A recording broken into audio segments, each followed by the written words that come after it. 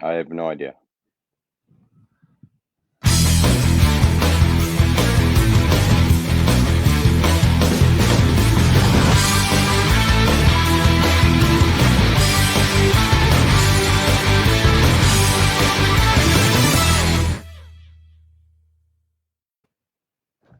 And welcome, everybody, to the Huddle. It's K9's streaming sports program. It's seen on all of our digital channels. I'm Jason Barr, joined by Pat Parris on this Tuesday. Pat, how are you today? Doing great, Jason. Ready to go. A lot of good stuff to talk about. We are in the heart of the local sports season here as far as basketball is concerned. Certainly, heading into March Madness. Let's take a look at some of the topics we are going to cover today. Certainly, we're going to talk Arizona men's basketball and how well they are doing. I think we've got a screen up of those topics we're going to cover. There we go. Hey, are college hoops fans too rowdy? Is the Zona Zoo too nuts? It's not just Arizona. We'll go over that. Certainly, we'll talk some Arizona women's basketball. A couple of big wins for them. Revenge against Oregon. Kyler Murray unfollows the Cardinals on Instagram. What's that about? And we'll end it, as we should, Pat, with some Super Bowl predictions. So let's start off with Arizona men's basketball. If you're a Wildcat fan, wow, was that fun last night. Going to ASU, they take the punch early, Pat. They're down 14-1. And after that, it was just dunk after lay-in after turnover, really taking it to ASU last night up in Tempe.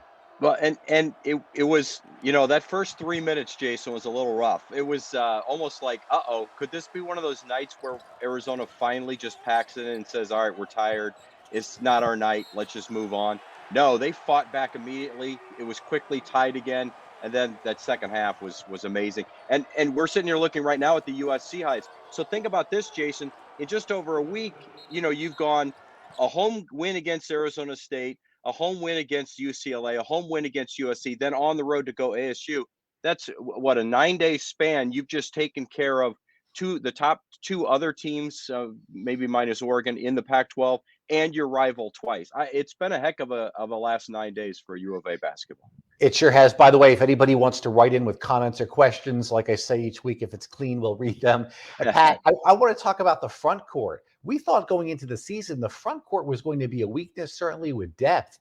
The improvement in Christian Coloco and now Oumar Ballo, and how Azuolas Tubelis looks when he is healthy. They've been fantastic. The only glitch is they're missing Kim Aiken Jr., who's, I suppose, left the team for personal reasons, but they still have an 8-man rotation. But those three players who I mentioned, they are doing fantastic. And this front court is an absolute force for teams to go up against, the way these big guys can move and run the floor. Yeah, and defend, too. Don't forget those shot blocking abilities of the 2 7-footers. But I love what Tommy Lloyd said last night after the game about Oumar Ballo. He said, a couple of weeks ago, we were hoping to get some good minutes out of Oumar Ballo and have him kind of pick up the slack when Coloco was out. Now we count on Ballo to be the guy that can come in when Coloco needs a break or gets in foul trouble, or when they decide to go, as Tommy Lloyd calls it, the Twin Towers, when he goes to 7-footers, then you've got that great 7-foot inside out game. It's almost unstoppable. They were talking about last night on Fox Sports 1. It's unstoppable. At times it can be, that's for sure. Yeah, and if there was any positive of Azuolas Tubelis spraining his ankle, the minutes that Oumar Ballo got and the contribution that he made and the confidence that he is displaying on the court. And I love the way the front court and the whole team rebounded last night. Every single missed shot, there were like 3 Wildcats fighting for each other for the ball, and just a dominant physical force. I do think we got to get Kirk Kriisa a little bit back on track. He's been a little erratic, and the passing, which was so good a couple of weeks ago, hasn't been there. And so that gets exacerbated when his shot's not falling. Yeah, So, it's not like everything's perfect and everything's not going to be perfect. But overall, you're looking at a team that is 20-2. They've got a 2-game lead in the Pac-12. It's now theirs to lose as far as the regular season. And the schedule's going to be tough. They've got a lot of games in a short amount of days, with some stretches here coming up. But boy, this team is just really doing fantastic, and they've earned that number 4 ranking in the country. Yeah, they sure have, and they're actually number 3 in that net ranking behind Gonzaga and Houston still. That Which is would get important them, too. Pat, sorry to interrupt, a number 1 A seed. number 1 seed. I That was think gonna be my I point. think they would give Gonzaga the one in the West and move Arizona and give Arizona the one in the South if the season ended today. I think you're exactly right. I think that's probably the scenario we'd see. I want to touch on what you're talking about. We always think about the 7-footers as being the big guys, but don't forget Azuolas Tubelis has got pretty good size too. And you mentioned that sprained ankle. I still don't think he's 100%. I still think he's getting closer He's though. I closer. thought He's I close. thought I thought he's looking at about 90% right now, but he wins Pac-12 Player of the Week playing 90% on a bad ankle. So they rushed him back because they really needed him. It was a tough stretch, but now he's you can see that slow last 10% building back and getting that ankle stronger. I think that's what's impressive with this team. As you just pointed out a couple of things. You want Kirk Kriisa to start shooting better and maybe handling the ball better. You get Tubelis back to 100% instead of 90%, and you see Umar Ballo continue to improve the way he's improved. This team can be even better. That's what's exciting. Love where they're at right now. All right, Pat, I went to a U of A ASU hockey game at the Tucson Convention Center. I was there for the first period, and I was close to where the ASU goalie was. The fans for U of A, nonstop, the whole first period, were ragging on this goalie. So part of me almost wasn't surprised when I saw what happened at McKale Center with the Zona Zoo nonstop against the UCLA players, and then the UCLA players spitting Mac Etienne on the, as we see right there, on the Arizona a fan right there. Now, I do not want to imply that this is unique to Tucson or unique to the University of Arizona. This just went on in Chapel Hill, of all places, where it was Coach K's final game, Mike Krzyzewski at North Carolina. And instead of embracing that, apparently was F Coach. I didn't see the game, but apparently was F Coach K during the game. What do you account for this? Is this just maybe pent up energy of not being in the stands for a couple Uh, years? You were saying that to me yesterday. Is that what you think right. it is? I think that's part of it. I think we've always seen a level of animosity to certain degrees when it comes to a fanatical fan base like the Arizona Wildcats of Zona Zoo, or like in Chapel Hill, or with North Carolina Duke. And for Arizona basketball, it's not only ASU is your big rival, but UCLA is your big rival. And Sure. so it's no surprise that the last 2 home games with ASU, or 2 of the last 3 home games, ASU and then UCLA, you had a lot of unruliness going on in the Zona Zoo. And then, we saw it last night at ASU that the curtain of distraction becomes a lot more than the curtain of distraction when the F bombs are being thrown out. And you like to see when players can feed off of that, but you don't like to see when it gets under the player's skin and then they react like ATN did. We got the police report, by the way, KGUN 9 did. The 2 students there, was a female and a male. The male in the report said to police, to U of A police, that Etienne actually spit on him at halftime and then spit on him again at the end of the game that we saw the video of. And the young lady there as well. They're both going to press charges. And now they're looking at things like, is during COVID spitting on somebody, is that ratcheted up to even a higher level of assault? This We'll see. did start to go on a little bit at NBA arenas before COVID. COVID has just wiped so much stuff out of our mind. There's Yeah. so much is going on in the last couple of years, you almost forget. But the NBA was having issues with this. So this, like I said, this is not unique to No. Tucson. It happened in Chapel Hill. It's not even unique to college basketball. It's easy for you and I, Pat, to say, oh, if you're a player, you can't react to that. But when you're 18, 19, 20 years Yeah. old, and you're in the heat of the moment and in the heat of the battle, and you're a competitor, it is hard to hold yourself together and not retaliate. Maybe for a coach, and we've even seen coaches react. Maybe for a coach, it's a little bit easier as a grown man. He's seen and heard so many things. But that is hard to not have any incidents, to not have any players react. And while spitting isn't wonderful, hey, better that than throwing something. And I'm Yeah. not saying spit, but this could have been a lot worse. I don't think the fan should press charges. Okay, that's just my opinion. You got spit on. Does that stink? First of all, we don't even know if he made contact. Okay, but you got spit on. Okay, you weren't punched in the eye. Let cooler heads prevail. I'm not sure if I would press charges in this situation, Pat. Yeah, I don't know if I would either, Jason. I will say there's nothing more demeaning to someone than to spit on them. However, I think that is, I think it's disgusting, and I think there's no place for it whatsoever. And I think ATN should be suspended. You know, when he gets healthy again, maybe he has to sit out a couple of games. Maybe that's the route. Yeah, but he doesn't Maybe the need a criminal Pac-12. record. Come No, on, and man. I agree, and it's a misdemeanor. I don't think that'll stick with him forever. I will say this. I know that Dave Hickey and Dr. Robbins have both talked to the Zona Zoo people, and they said, "Let's stop with the f bombs. Let's keep it clean. We can get on these players. We can taunt them in different ways without all in unison chanting the f bombs." And I'll say, going back to North Carolina Duke last night, you know, if Dean Smith were there, I'm pretty sure Dean Smith might have grabbed the microphone and said, "All right, knock it off. Let's Didn't we play see play Sam play a Weiss little." do that Well, back we, in the we also day? saw Bobby Knight do it, but remember Bobby Knight was because they were throwing stuff on the court, and he said, "I don't care how terrible the officiating is, don't throw stuff on the court," and then he got teed up. Yeah. But you know what I'm saying. I think you got to show a little bit more class. You can despise Mike Krzyzewski as a head coach at Duke when you're a North Carolina fan, but you got to give him some respect. And chanting the F word, Mm. that to me is just too low. You just don't go down to that level. All right, so that segues into our next topic, which is Arizona women's basketball, and certainly they're doing well. And right here we see the video of Kelly Graves and Adia Barnes. Here's what I think, Pat, after thinking about it for a couple days. I think Adia Barnes did Kelly Graves a big favor. This is a male calling a female the B word. Okay, there's multiple reports that that's what he said Mhm. during the last game. Had she made a big deal of this, Kelly Graves' name could have been dragged through the mud. And you're trying to recruit young ladies to a program. Who wants to play for a guy who's calling a woman a B word in front of other people in the year 2022? Adia Barnes de-escalated the situation at every single opportunity, and then they even had an embrace before the game. You know, deep down, Adia could say, "Yeah, I respect Kelly Barnes, Kelly Graves."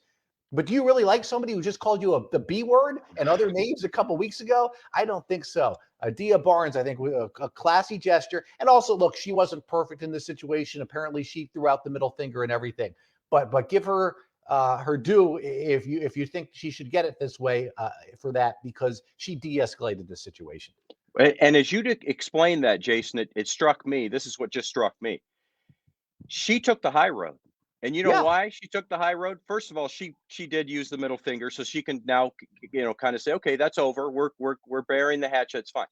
But Jason, the recruiting wars don't happen on TV. The recruiting wars don't happen in front of cameras. The recruiting wars happen in the living rooms of these young women, and in the men's side, the young men with their parents. And Adia Barnes can walk in and sit down and say, you know what, that if it's between us and Oregon, that Oregon coach called me the B word. And she can win every recruiting war against Oregon from now on, because she's the one that took the high road. She's the one that was actually victimized by his foul mouth.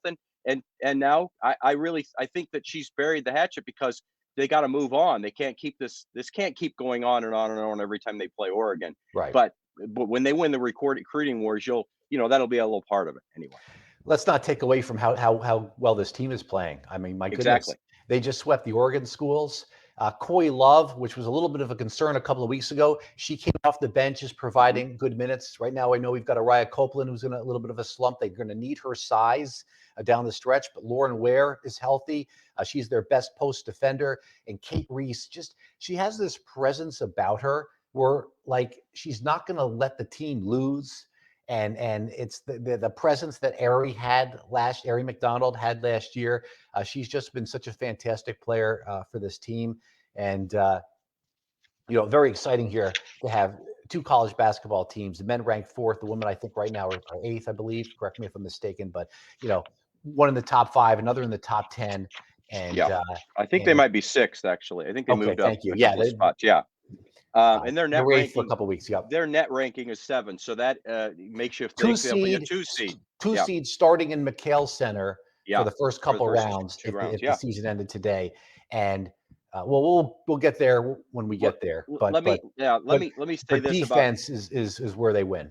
Yeah, it is. And let me say this about the way they're winning right now. And Adia Barnes pointed this out on Sunday after their win. She said, there's just something about when you're facing these teams now, they look at Arizona like they look at a Stanford or a South Carolina, or they used to always look at UConn, and probably they still do look at UConn. And that is, you're going to get the best game from everybody every week. It's not you're not the walkover anymore. You're the top. You're at the top of the heap. And so that's one element. But as you mentioned, Kate Reese has that.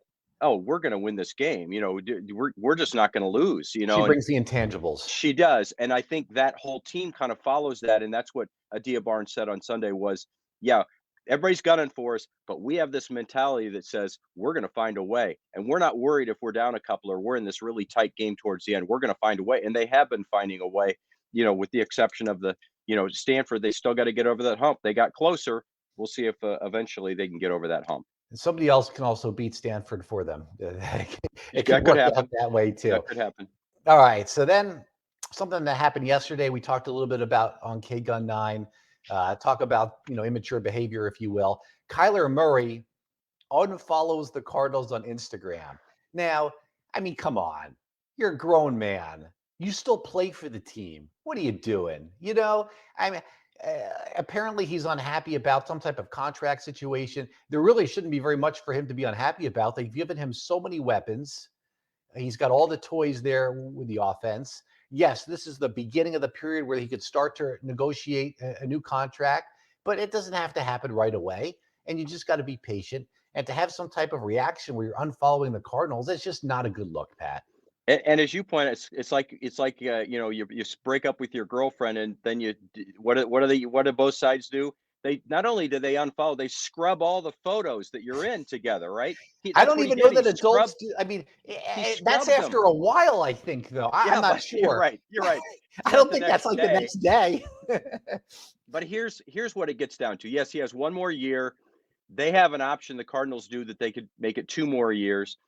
He made 8.8 million this season. He's set to make 11.4 million next season. The top 10 quarterbacks all made over $30 million. Yeah, but he's So still in his rookie he's deal. telling, he's being told, you're one of the top 10 quarterbacks. You're not being paid like it. The Cardinals need to start this negotiation right now. And before next season begins, we're not going into that next season with one more year left on your contract with a potential to. We want a long-term deal in place. So that was his shot over the bow, if you will. That was his salvo saying, it's time to negotiate, Cardinals, and I'm coming in as a top 10 paid quarterback. We'll see. Cardinals could That's not the also. way to do it, though. No, I agree, but that's the that's Yeah. the Kyler Hey, Murray listen, way the of doing it, Cardinals apparently. paid big money for DeAndre Hopkins. If they Sure think they you're did. worth it, they'll do it. Yeah, and They'll do and it and maybe there would have been a better way to do it than this, but he sure got all of our attention, didn't he? for sure. Yeah, for Yeah. sure. I mean, we're You all know, talking about it. all right. So, all right. Well, that leaves us Super Bowl here, 56. Bengals and the Rams. You got the young upstart team with Joe Burrow. You got a Rams team that was there a couple years ago, but with a quarterback, Matthew Stafford, who was in Detroit, finally gets to play for a winning team. You've got the Rams that are in defense. Von Miller's already been MVP of one Super Bowl, I believe. And they got a bunch of veterans who they've added. They certainly have been going for it this year by trading away draft picks for some of those players. I'll put we'll make you do the first prediction here. What's your Super Bowl prediction for Super Bowl 56? Second year in the row, a team is hosting. Don't discount that with the Rams hosting the Uh, Bengals. yeah, that matters. That's for sure. There's a familiarity for the Rams. Not only a familiarity because they're playing in their own stadium, Jason, but a familiarity because they were just in the Super Bowl a couple of years ago. Now it was a different quarterback. They've upgraded quarterbacks since then with Matthew Stafford. I like the Rams a lot in this game. I would never ever predict a Bengals win because, as you know, I'm a Steelers fan, and there's no way I would ever root for the Bengals in any way, shape, or form. So my heart says, it can't be the Bengals. But I think logically, I also feel like the Rams have the better defense. I think they have the better offense. Are they as hot right now as the Bengals? I don't know. They started to play much better towards the end of the season, and they certainly are playing well here in the playoffs. So that's my prediction of the Rams winning, probably something like, 35 to 24, something like that. Yeah, I'm going to go with the Rams, and here's my thinking. Joe Burrow was sacked more than any quarterback in the NFL this year. When do you see a guy who gets to the Super Bowl that happen? That can't be that often. He's sacked more than anybody else. The Rams pass rush can be terrific at times. They were there a couple of years ago. I think it's Matthew Stafford's time. I think he's going to be the story. I think he's going to win the Super Bowl MVP. And they're also, of course, playing at home. And yeah, you say, oh, the Bengals are young, they'll be back. You never know. You never know. Marino never got back. You Right. never know. But my hunch, and I've gotten so many Super Bowls wrong, that's why I don't say it with conviction, because I mean, you never know in these games. I never, ever, ever would have thought Brady would lose those 2 Super Bowls to the Giants. And I've gotten other ones wrong. So I'm not Mr. Don't put money based on what I'm saying here. No, But absolutely I'm not. going with the Rams. When you go to Desert Diamond to bet, don't say it because of Jason Barr. Do your own thought process here. I'm going Yes. with the Rams defense against the Bengals offensive line that has given up the most sacks of the year, and the Rams being home, and I'm going with the Rams. Yeah. And I'm That not were trying to overcomplicate it. that's it. Don't overcomplicate it. But I do think the Rams are going to win as well. We'll see. Should be a good one. They You said rarely are. 35-24, so I'll just say 31-23. All right. Not very different, but No. I'm with you on that. All right. Any final thoughts? I know you're doing sports today on KGUN 9. Yeah, you took the day off today, which is fine. That's great. Everybody needs a day off to recharge the batteries, Jason. Well, it's not like an extra day off. It's just like No, no, what no. one You of the worked regular yesterday. days off. Right? I No, got you. I think I hope I'm like all the other Arizona Wildcat fans that are watching, or even if they're not watching. I can't remember a better 9-day stretch in U of A basketball in the last 5-7 years. Oh, What they've especially been with 4 games at home. That's it. And it was a memorable stretch where they played some of their best basketball. There was frustration at times, certainly, but they ended up getting the job done and then some, and they've positioned themselves very well. Now it's time, though, for the men. They have to go on the road to the Washington schools and take care of business there, which they should, but you never know. And then, then it's kind of, I wouldn't say it's downhill, but you can see the finish line once you get past these next couple of games, certainly at the end of the regular season for the Pac-12. Yeah, we're not going to get ahead of things here, but the final weekend of the regular season are the 2 home games. I believe it's the Lute Olson night and then the home finale, which is the season finale for the regular season, where they could be cutting down some nets. We'll talk Right. about that. Yep. We'll talk about that on another huddle. But for now, for Pat Parris, I'm Jason Barr. Thanks so much, everybody, for watching and listening here on the KGUN 9 streaming platforms. And we will see you on the KGUN 9 News and then back here next week at this time, Tuesday at 3 o'clock our time. Thanks, everybody. We'll see you later.